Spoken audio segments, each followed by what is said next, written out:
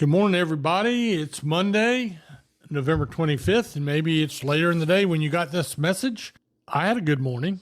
I had a good weekend, too. I'll tell you all about that and what's going on in the fishing front when I come back in just a moment. Ready to enjoy the Outer Banks the way it was meant to be enjoyed? Then you're ready to take the whole family to Jeanette's Pier in Nags Head. Start with a walk on the 1,000-foot-long pier to watch the sunrise or a reel in the catch of the day. Some of the best fishing on the East Coast is right here at Jeanette's Pier. Plus, Jeanette's Pier plays host to various events throughout the year, including professional surfing events. For the best day you'll have on the Outer Banks, go to Jeanette'sPier.net or give us a call at 252-255-1501. Jeanette's Pier, milepost 16 and a half, Nags Head.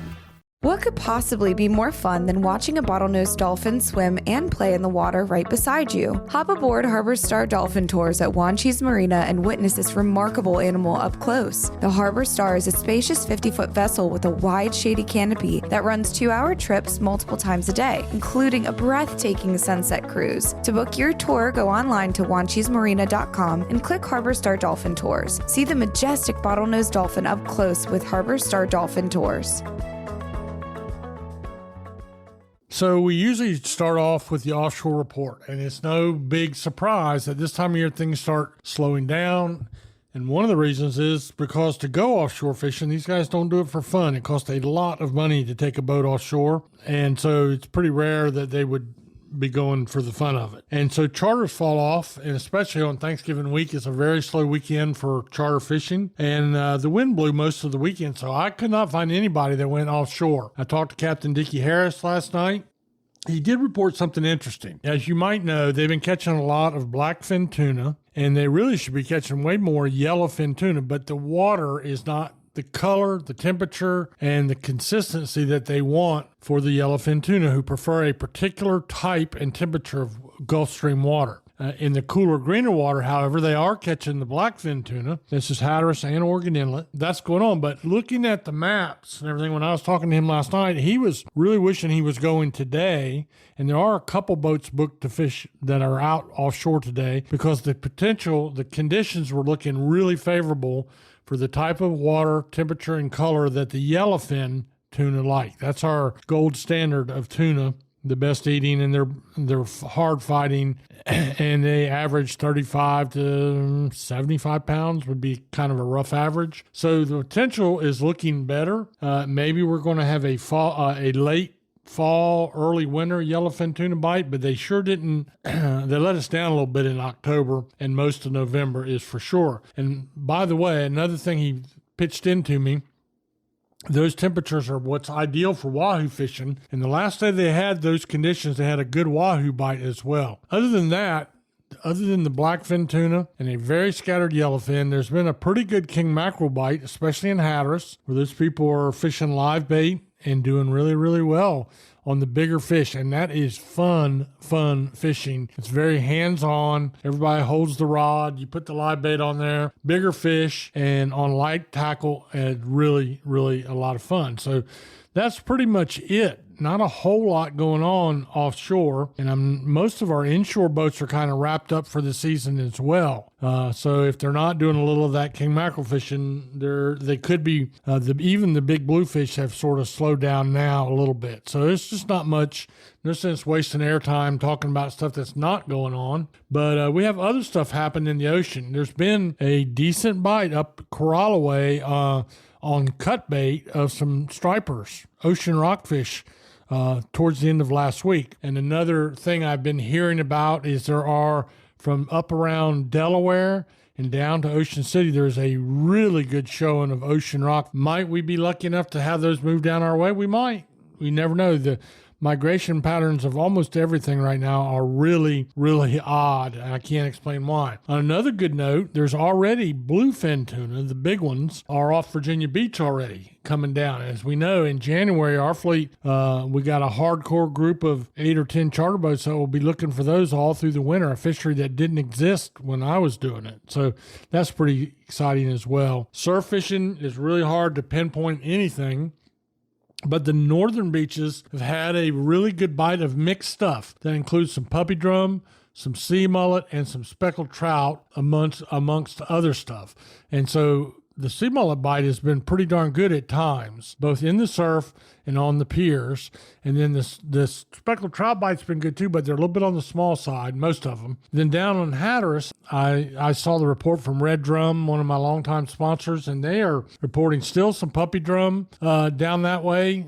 Out on Cape Point, also some sea mullets, and then they had some catch and release skates and flounder, and there's still a scattered big drum to be caught if you're lucky. So that's all going on, and I mentioned the speckled trout bite. But the way you boil all that down is to say there's a few sea mullet, a few black drum, a few bluefish and puppy drum, and a decent trout bite going on in the surf. We'll take it for Thanksgiving week, which, by the way, is one of the biggest surf fishing weeks of the year historically on the Outer Banks. So I'm glad everybody's here. Wish them all well on that. We'll take a little break right here, and then we'll talk a little bit about what's going on in the backcountry. Fishing Ocracoke is the ultimate lifetime dream for a lot of people. Captain Ernest with Gecko Sport Fishing and the Drum Runner can help you achieve that dream to the fullest. Whether you're looking to go offshore for tuna, mahi, and billfish, or inshore for puppy drum, speckled trout, and more, Gecko Sport Fishing and the Drum Runner can go from 2 feet to 2,000 feet of water. Full day, half day, and evening trips are available. Call Captain Ernest at 252-921-0095. Gecko Sport Fishing and the Drum Runner. Make your Ocracoke fishing dream a reality.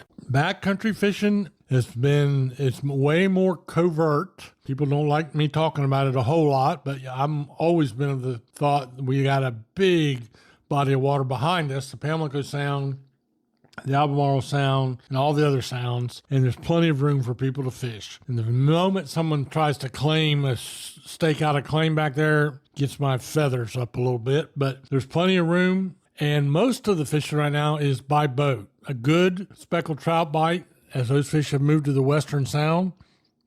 But we are entering into the period where the weather changes quickly, and the Sound, believe it or not, gets as rough as the ocean. One of the roughest times I ever spent on an offshore sport fishing boat was in the Pamlico Sound with the northwest wind blowing about 30. And man, oh man, I was having to get down to Morehead City, and I took on more water over the flying bridge on that day than I ever did offshore fishing. So please be careful. File your float plans. Let people know where you're out. Understand about water temperatures. Right now, as our water temperatures are dipping into the 50s, you got about 30 minutes before you're going to be too numb to swim. So have good safety gear. If you can afford $300 for a really nice fishing rod, you can afford $150 for some survival gear, a good working jacket, in other words, like a Mustang suit or something that you can fish in, stay warm, and if you did go overboard, had a much better chance of surviving. Something I preach about a lot, also a great gift idea for Christmas.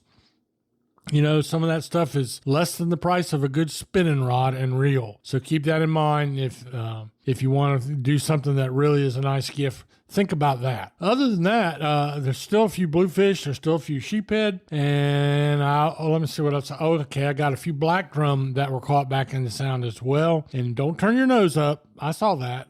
But the black drum are, when they're small, my old friend Alan, for many years, owner of Tradewinds Tackle, said he prefer a small black drum over just about anything that swam in the ocean. So keep that in mind. And that's what's going on really from the far east in the Gulf Stream to the far west over around Belhaven, where there's a little bit of a speckled trout bite going on. Thanksgiving is right on our doorstep, and one of my favorite holidays of the year. It looks like a pretty good supply of oysters, by the way, for people that want them. We have a lot of our local guys now are doing oyster farming, and that information is available. You can ask me about it on my Captain Marty Brill page, and I'll steer you in the right direction if that's something you need. And the other last thing on the report is the first of the 2 bear seasons.